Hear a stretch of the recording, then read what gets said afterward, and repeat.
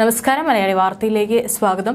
തെക്ക് പടിഞ്ഞാറൻ കാലവർഷം 19-ന് ആൻഡമാനിൽ എത്തുമെന്ന് കാലാവസ്ഥാ വകുപ്പിന്റെ പ്രവചനം. സാധാരണ ആൻഡമാനിൽ എത്തുന്നത് 22-നാണ്. പിന്നാലെ കേരളത്തിൽ കാലവർഷം എത്തും. ഇത്തവണ മഴ കടുക്കുമെന്നാണ് വിലയിരുത്തൽ.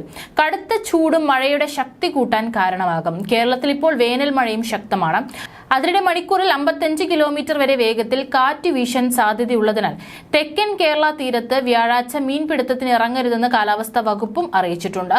19 വരെ ശക്തമായ വേനൽ മഴയ്ക്ക് സാധ്യതയുണ്ടെന്നാണ് മുന്നറിയിപ്പ്. കേരള തീരത്തിനടുത്ത് ചക്രവാത ചുഴിക്ക് സാധ്യതയുള്ളതിനാൽ 19-ന് അതിശക്ത മഴയും പ്രതീക്ഷിക്കുന്നുണ്ട്.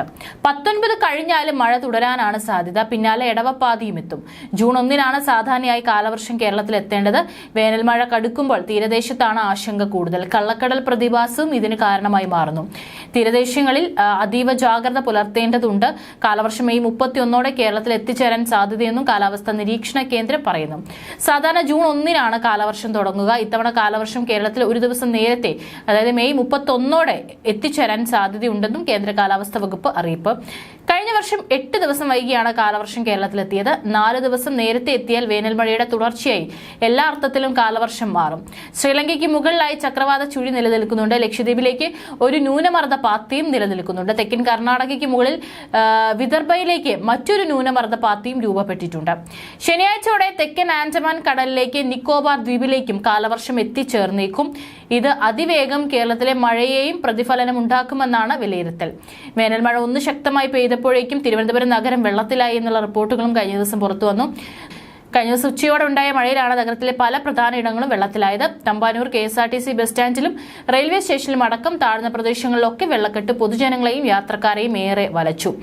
SS കോവിൽ റോഡ് മുതൽ ഹൗസിംഗ് ബോർഡ് ജംഗ്ഷൻ വരെ റോഡ് കവിഞ്ഞ് ഇരുവശത്തെ വ്യാപാര സ്ഥാപനങ്ങളും വെള്ളം കയറി. പലയിടത്തും ഉച്ചയ്ക്ക് ശേഷം വ്യാപാരം തടസ്സപ്പെട്ടു. നഗരത്തിലും പലയിടത്തും വെള്ളക്കെട്ട് കാരണം ഗതാഗതം തടസ്സം നേരിട്ടു. മഴ തോർന്നിട്ടും കടകളിലും മറ്റും കയറിയ വെള്ളം ഇറങ്ങിപ്പോകാൻ പിന്നെയും ഏറെ സമയം വേണ്ടി വന്നു.